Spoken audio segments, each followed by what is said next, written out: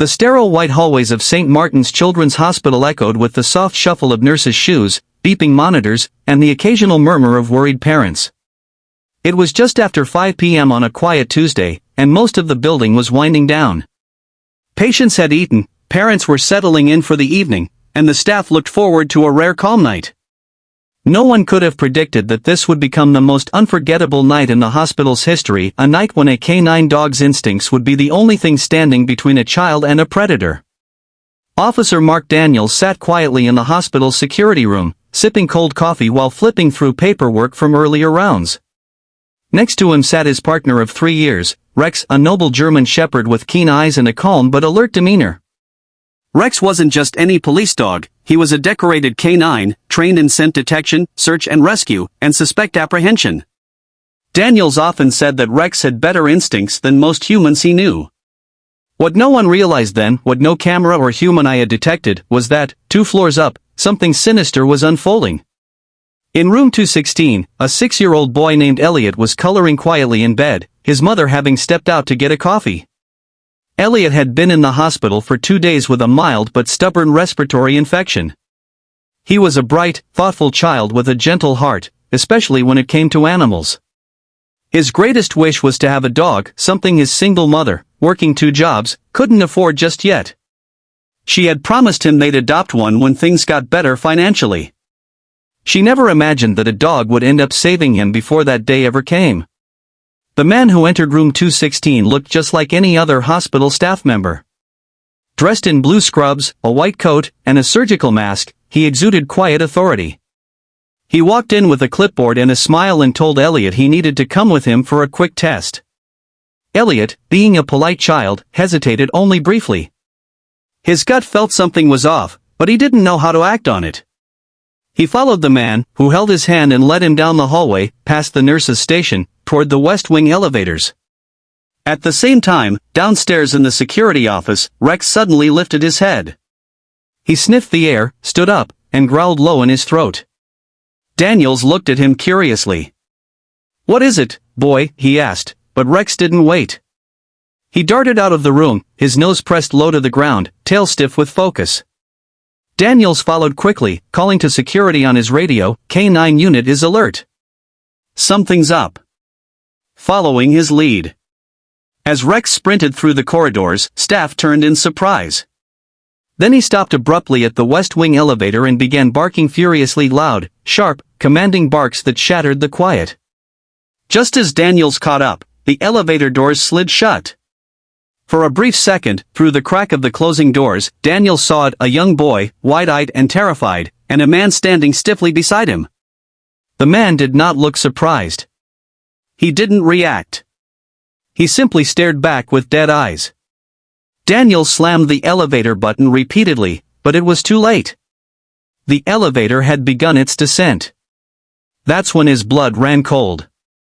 If you believe in the power of kindness, second chances, and the loyalty of animals, please like this video, subscribe to our channel Pawsitive Tales, and share this story to keep hope and compassion alive in the world. Within seconds, a code amber was issued. Hospital security locked down every floor, called in local police, and reviewed security footage. In the chaos, Elliot's mother returned, holding a paper coffee cup, only to find her son missing and the staff in a panic. She dropped the cup, which shattered on the floor, and collapsed to her knees, screaming her son's name. Surveillance showed the man leading Elliot to the elevator, then exiting in the underground parking garage. But by the time police reached the garage, the vehicle was gone, an older white van with stolen plates. Just like that, Elliot had vanished. Outside, the city launched into a full-scale search. Amber alerts were issued. Police helicopters scanned nearby highways and wooded areas. Volunteers combed through neighborhoods. Meanwhile, Rex paced like a restless spirit. Something in him burned. Daniels could see it in the way Rex's ears perked up and his nose kept sniffing doorways, walls, the very air itself. It was like he could feel Elliot's fear. 3 hours passed. Then 6. Then 12. Daniels never left the hospital. He sat with Rex, scanning every frame of surveillance over and over again. But something nagged at him. There was more to this man than a simple abduction. His movements weren't random.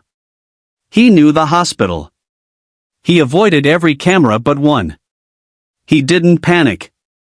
And worst of all, he had done this before. By dawn, hope had begun to fade. Elliot's mother sat on a cot in the waiting room, hollow-eyed and shaking. Staff brought her blankets and tea, but she barely touched them. She kept whispering, "Please, God, please." And then, something happened. At 6:43 a.m., Rex bolted from the side of Daniel's. He ran through the automatic doors and down the sidewalk, barking wildly. Daniels, startled, followed, grabbing his radio and shouting for a unit to accompany him. Rex led them down city blocks, across intersections, and into a rundown district near the edge of town. He stopped near an old, graffiti-covered building, a long-abandoned train yard surrounded by thick brush and rusted tracks. Then, he let out one sharp bark, and lunged into the trees. Daniels followed. The forest was overgrown. Twigs cracked beneath his boots, and vines clawed at his uniform.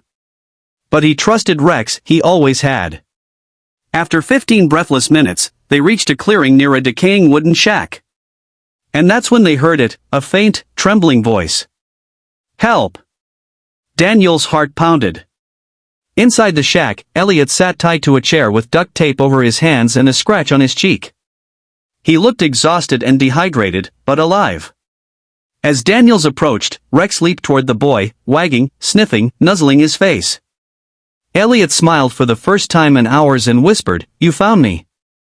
But the danger wasn't over. The man who had taken Elliot returned moments later, perhaps to relocate him before the morning search intensified.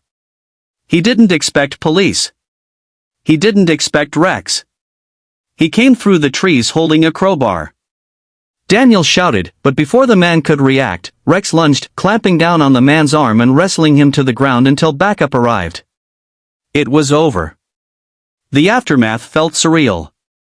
Elliot was returned to the hospital to cheering staff and tearful hugs from his mother. The city hailed Rex as a hero.